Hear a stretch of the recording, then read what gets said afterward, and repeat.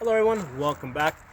Today I'm going to talk to you guys a little bit more about the CMMG 22 conversion bolt that I have in this AR-15. So this is a radical AR-15, shoots 5.56, 223, and what I did is I took out the 5.56 bolt and I put in the CMMG 22 conversion bolt, which I find is a great training tool. For one thing, it allows me to shoot steel plate really close, so I can do like close quarter drills. That's not something that I would want to do with 5.56 at this close distance, okay? Because you're gonna get splashback. It's not good.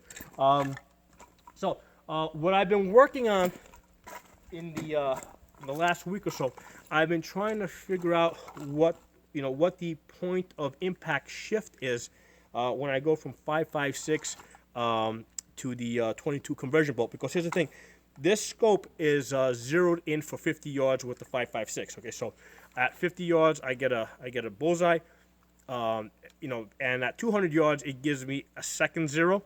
Okay, so at 100 yards I know I'm about 3 or 4 inches high. Okay, so the question becomes, well, what happens when I throw in this conversion bolt? So I did a video on this a couple of days ago, and the first thing I found is that, like I said, at 100, well, first of all, at 50 yards, the zero holds true. So if you have a 50-yard zero, you throw in the 22 conversion bolt, and you should start shooting 22s, you're still gonna pretty much be getting a bull, hitting bullseyes at 50 yards. Now at 100 yards, the bullet starts dropping. So normally, if I'm shooting 5.56 at 100 yards, if I put my red dot here, I'm impacting someplace up here. Okay, so normally if I'm with the 5.56, I put my red dot here, so I'm hitting over here. So what I found is with the 22s, right? When I throw in the conversion bolt and I'm using the 22s, now if I'm putting my bullseye there, I'm impacting down here. So basically I'm doing the opposite with this. Instead of putting my red dot here to hit here, I put the red dot at the top of the paper, so I can hit, in the center of the paper with the 22s. All in great. Now the question I've been working on is what happens at 200 yards, because like I said, with the 5.56, you get a 50-yard zero that will give you a second zero at 200 yards. And the cool thing is that this scope that I'm using, this is the Holosun 503 CU. First of all, it's solar powered, so that's really cool. And it has a 65 MOA circle dot. So it has a circle like this, and it's got the red dot in the middle. And the cool thing is, with the 65 MOA circle, at 200 yards, if you put the bottom of your circle on your target, you will be pretty close. Okay, so that's what you do. Instead of putting your red dot on target, you put the bottom of the circle. So that's the that's the short story. Now we're going to talk about the long story, because what I found is that when you're shooting the 22 at 200 yards, the wind makes a really big difference. Now, if you're getting a crosswind, right, a full value crosswind, which means it's not coming in diagonally, it's just going straight, coming straight across from you. At 200 yards, the 22 can move about 2 feet. Okay, so that's with 10 miles per hour. So a 10 mile per hour crosswind at 200 yards will move your 22 about 2 feet, which is pretty close to what happens to the 5.56 at 500 yards. So that's one of the really cool things about the 22, and that's why you can really use the 22 as a good training round for practicing your wind drift, because now you don't need a 500-yard range to practice your wind drift accuracy, and how figuring out how you gotta shift your point of aim. You can do this with 22, at 200 yards. So now the cool thing is that when I was shooting a few days ago, I had about a 15 to 20 mile an hour wind that was coming in at me, right? So it was incoming wind, and those were the for the first couple of days that I was doing this. I mean, it was like every day I had that like 15 to 20 mile an hour incoming wind.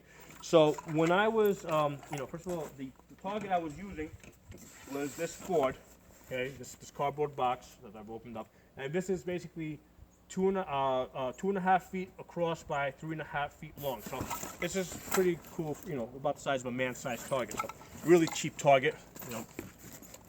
So at 200 yards, the first couple of days when I was shooting, and I had that 15 to 20 mile an hour incoming wind, what I was doing is I was taking, because my circle dot has these little lines over here, right?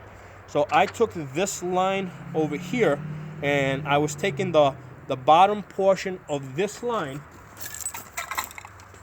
right? And I was taking that bottom portion, and I was putting it basically over here, because at 200 yards, this paper is really tiny, so that little line takes up the whole paper.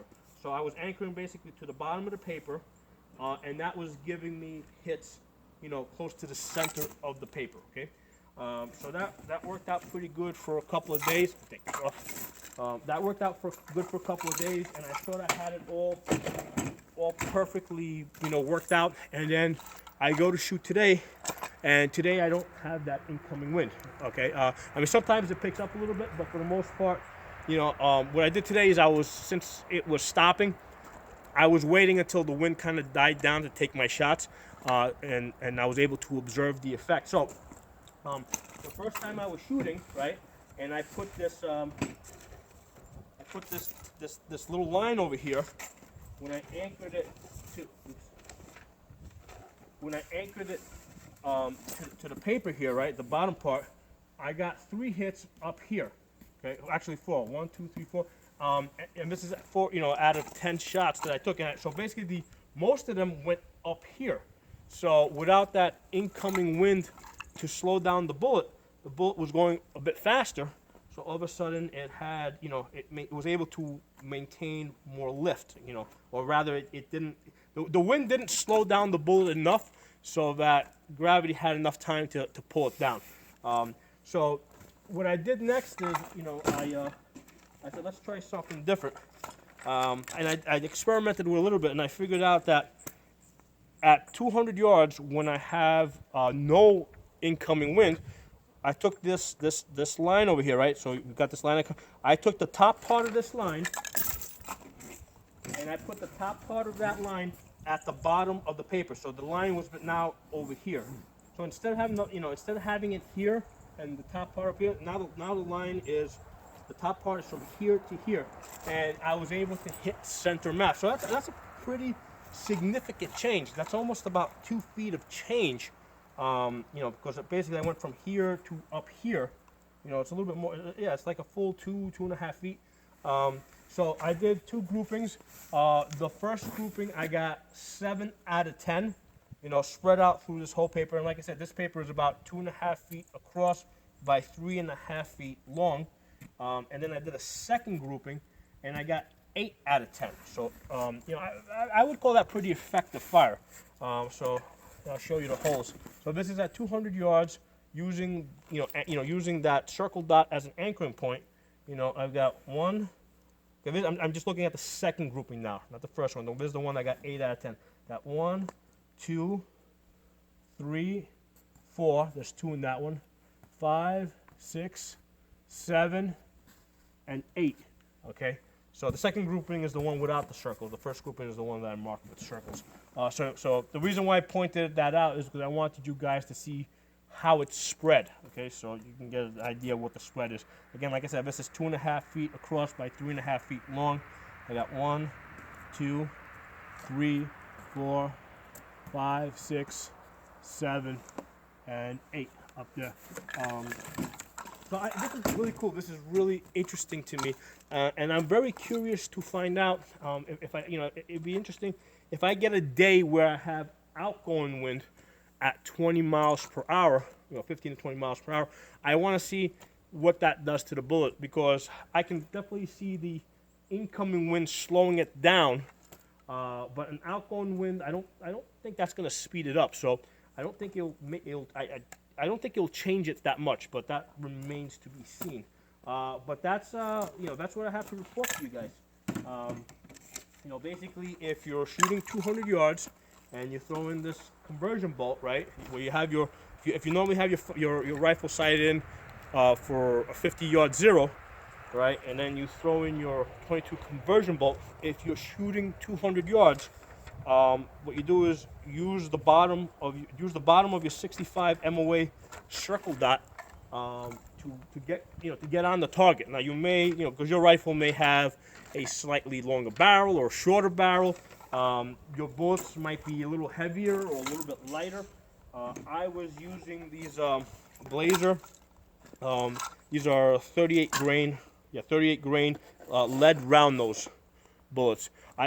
First of all, these work great with that CMMG conversion bolt. They've been working well without any jams, no problems. I've been getting really good accuracy, at distance. As you saw what the accuracy was with 200 yards. So I've been getting very good accuracy, and they're pretty cheap. I mean, it's still considered cheap bulk ammo. I bought this a couple of months ago. I bought 5,000 rounds for, I think it was $185. Okay, so 5,000 rounds, $185. I'm really glad I bought these before the whole coronavirus meltdown started and all the prices started going up, because now I got plenty of 22s to poke around with. If things get back to normal at some point and you get an opportunity to pick up this Blazer ammo, definitely buy 5,000 rounds at a time. It is worth it. Shoots well. Very few to no jams. I'm really happy with this whole setup. Between first of all, this conversion, the CMMG conversion bolt, it's working good in all my ARs that I've tried them. Have not had any where it's not working well. I looked at some of the reviews. Initially, some people had said, be careful that you don't get, when you pull the hammer back. On a few ARs I've seen where this shifts a little bit back and forth, that would throw off your accuracy. I think they fixed the problem, because it doesn't do that on any of my ARs. It pushes up against the buffer spring pretty good, so it's in there nice and tight. The magazines are really nice. They look pretty tough. I just wish that they would at some point make ones with a this because these are pretty good quality magazines. I hope they make a window for it. Where you can see how many rounds you got in there. That will be very useful. So yeah, between the conversion bolt, the magazines, and this Blazer ammo, I'm having a real good time with these 22s. If you guys have any questions, comments, feedback, put it in the comment section. If you're not a member of the channel, subscribe. I'll see you guys next time.